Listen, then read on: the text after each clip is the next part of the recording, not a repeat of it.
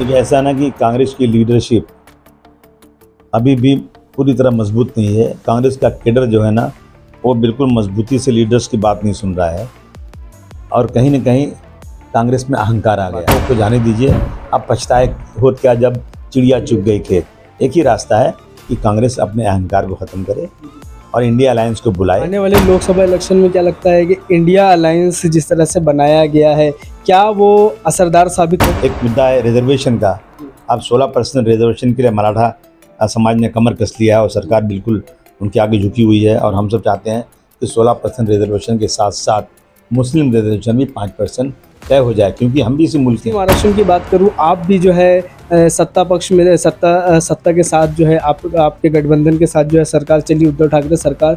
मुस्लिम आरक्षण की अगर बात की जाए तो क्या वजह रही कि आपके रहते हुए, आपकी सरकार के रहते हुए भी जो है मुस्लिम आरक्षण के ऊपर चर्चा नहीं की गई? नागपुर शीतकालीन सत्र का आज पहला दिन है। पहले दिन जो है सुबह सदन में काफ़ी विषयों पर चर्चा की गई। क्या है आने वाले बाकी के 9-10 दिन, किस तरह से इस सदन में चर्चा करने वाले हैं, इसी विषय पे हम बात करेंगे। हमारे साथ आमदार अबू आसिम आज़मी साहब है। अबू आसिम आज़मी साहब, बहुत बहुत स्वागत है आपका एनजीपी न्यूज़ में।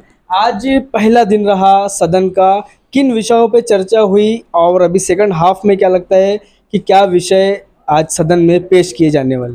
देखिए, ऐसा है कि पहले दिन जो है ना, हमेशा ये रहा है कि जो एडिशनल बजट वगैरह है उसके बारे में कौन कौन सी बिल पेश होने वाली है, उसके बाद शोक सभा होती है और इस शोक सभा के बाद हाउस अर्जन हो जाता है। अब कल जो है क्या बिजनेस होता है शाम को मालूम पड़ेगा, लेकिन जो अहम इश्यूज़ है ना, वो अहम इशू किसानों का है।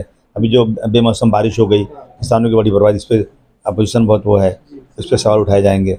एक मुद्दा है रिजर्वेशन का।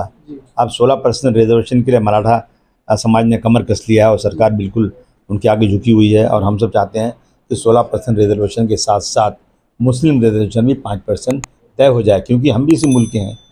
जब 16% और 5% एक ही साथ पास हुआ था, तो 16% पे तो सब लोग बात कर रहे हैं, 5 पे कोई बात ही नहीं कर रहा है। ये रिजर्वेशन पे हम लोग बात करेंगे, होना चाहिए जैसे। बाकी मुद्दे जो हैं, जैसे कारपोरेशन का इलेक्शन नहीं हो रहा है और अब कोई नगर सेवक ही नहीं है, तो फंड नहीं मिल रहा है, सब एरिया जो बर्बाद हो रहा है, गलियाँ, सड़कें, टॉयलेट सब पड़े हुए हैं, ख़राब हो रहे हैं, इन चीज़ों के ये सब इशू उठेंगे।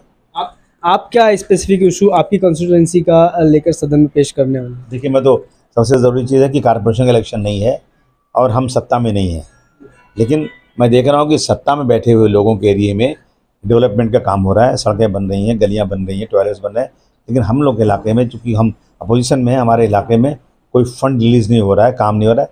ये मैं सरकार से मांग करूँगा। हमारे यहाँ जो डीपी में है, कुछ पुलिस स्टेशन है, कुछ कोर्ट वहाँ बनना है, कुछ हॉस्पिटल्स हैं, कब्रिस्तान बनाना है, इन इशू को हम मांग करेंगे। सड़कें जो पूरे मुंबई की नहीं बन रही हैं, उसके बारे में बात करेंगे। ख़ासतौर से रिजर्वेशन हमारा इशू है, बहुत अहम इशू है। अस्पतालों में जो है दवाएँ नहीं मिल रही हैं, कोई हॉस्पिटल में जा रहा है, सरकार तो ऐसा ऐलान करती है कि हमने इतने करोड़ लोगों को जो है 5 लाख रुपये का वो दे दिया है और उसका जो है इलाज फ्री होगा। जो अस्पताल जाते हैं तो अस्पताल कहता है कि हमारे यहाँ ये स्कीम ही नहीं है, और कुछ जिसका स्कीम है उनको 8-8 महीने तक सरकार ने उनका पैसा रिलीज़ नहीं किया, तो अब वो आगे कहते हैं कि भाई हमारे यहाँ बेड फुल है, हमारे यहाँ जगह नहीं है। तो बेचारा गरीब जो है ना भागा फिर रहा है। और अगर किसी अस्पताल में कुछ फैसिलिटी है और गए, बोले MRI करना है, तो बोले 20 दिन के बाद आओ, और कहीं और है तो बोले MRI की मशीन ख़राब है, तो बगल में दूसरी रहती है प्राइवेट, वहाँ की चिट्ठी लिख देते हैं और वहाँ से उनको कमीशन मिल जाता है। दवाएँ अस्पताल में नहीं मिल रही हैं, जब जा रहे हैं तो चिट्ठी पकड़ा दे रहे हैं और हर अस्पताल के सामने बहुत मेडिकल स्टोर खुला हुआ है।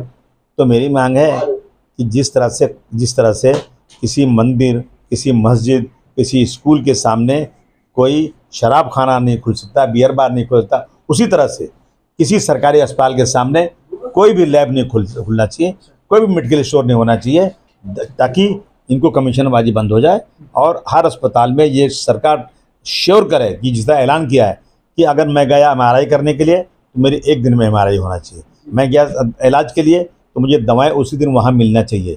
ये सब इश्यूज हम उठाने वाले हैं। सर, मराठा आरक्षण की अगर बात करूं, पिछले लंबे समय से मनोज जरांगे पाटिल जो है कहीं ना कहीं सरकार की नाक में दम करके रखा हुआ है। लेकिन उसी तरह से अगर मुस्लिम आरक्षण की बात करूं, आप भी जो है सत्ता पक्ष में सत्ता के साथ जो है आपके गठबंधन के साथ जो है सरकार चली, उद्धव ठाकरे सरकार। मुस्लिम आरक्षण की अगर बात की जाए तो क्या वजह रही कि आपके रहते हुए, आपकी सरकार के रहते हुए भी जो है मुस्लिम आरक्षण के ऊपर चर्चा नहीं की गई? हमारी हैसियत यह नहीं जिससे बेगानी शादी में अब्दुल्ला दीवाना। हमारी हैसियत क्या है?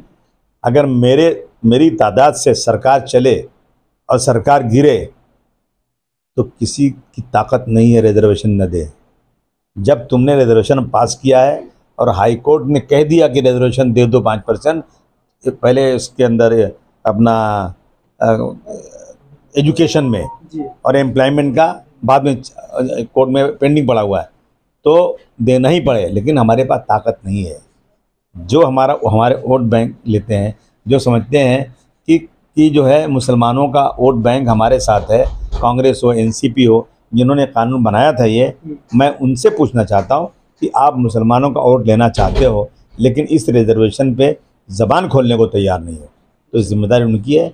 हम आवाज़ उठाएंगे, आज नहीं तो कल उनको देना पड़ेगा। सर, हाल ही में इलेक्शन हुआ 3 राज्यों में, कहीं ना कहीं सब न्यूज़ चैनल और आम जनता के जो एग्जिट पोल्स थे, कहीं ना कहीं कांग्रेस को एक तरफा जीत की तरफ जो है उनका नज़रिया था। लेकिन जब रिज़ल्ट आया वो पूरा का पूरा जो पहलू है एक तरफ से अलग ही नज़र आया। आप क्या विचार रखते हैं भारतीय जनता पार्टी की जीत पर, और जो पॉजिटिविटी कांग्रेस पार्टी को लेकर चल रही थी कि राहुल गांधी के नेतृत्व में अच्छा काम किया गया है, वो कहीं ना कहीं एक ठंडे बस्ते में रह गई और उसके ऊपर मतलब चर्चा ना करते हुए जनता ने फिर से भारतीय जनता पार्टी को चुन कर दिया? देखिए, ऐसा ना कि कांग्रेस की लीडरशिप अभी भी पूरी तरह मजबूत नहीं है। कांग्रेस का कैडर जो है ना, वो बिल्कुल मजबूती से लीडर्स की बात नहीं सुन रहा है और कहीं ना कहीं कांग्रेस में अहंकार आ गया है। ऐसा लगा ना चारों तरफ कि मीडिया कह रहा है कांग्रेस चुन के आ रहा है, चुन के आ रहा है, तो कांग्रेस को लगा कि इंडिया अलायंस जो बना है उसमें किसी से कोई ज़्यादा बात करने की ज़रूरत नहीं है, हम लोग अपने बल पे चुनकर आ जाएंगे। इस अहंकार ने कांग्रेस को हराया। अब उन पुरानी बातों को जाने दीजिए। अब पछताए होत क्या जब चिड़िया चुग गई खेत।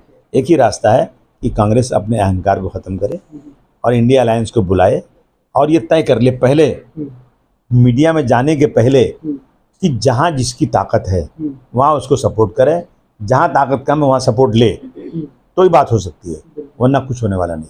आने वाले लोकसभा इलेक्शन में क्या लगता है कि इंडिया अलायंस जिस तरह से बनाया गया है, क्या वो असरदार साबित होगा? सर, एक आखिरी सवाल, नागपुर का जो सीजीआई कोर्ट है, जहां पर जो गवर्नमेंट एम्प्लॉयमेंट जो होती है उसके जो केसेस चलते हैं, पिछले 2 साल से वहां पर किसी भी जज का कोई अपॉइंटमेंट नहीं है।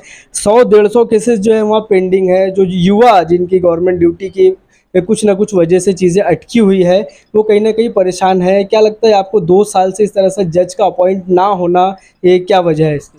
नहीं, ये तो सरकारों की लापरवाहियाँ हैं और कोर्ट को अकाउंटेबिलिटी नहीं बनाया गया। देखो, मैं खुलेआम कह रहा हूँ, किसी जज साहब ने उठा करके जो है किसी को सज़ा दे दिया और अगली अदालत कहती है ये आदमी बेकसूर था। तो जिस जज ने सज़ा दिया उनकी अकाउंटेबिलिटी कुछ है कि नहीं है? और आज जो है कोर्ट में केसेस जो है ना, 5 crore cases high court supreme court में पेंडिंग है। कितना? 5 करोड़। और 5 करोड़ के केसेस जो ये जो डिस्ट्रिक्ट जज होते हैं, जो अपना सीजीआई है या जो छोटी कोर्ट होते हैं गांव में चलता है सब, उसमें पेंडिंग है।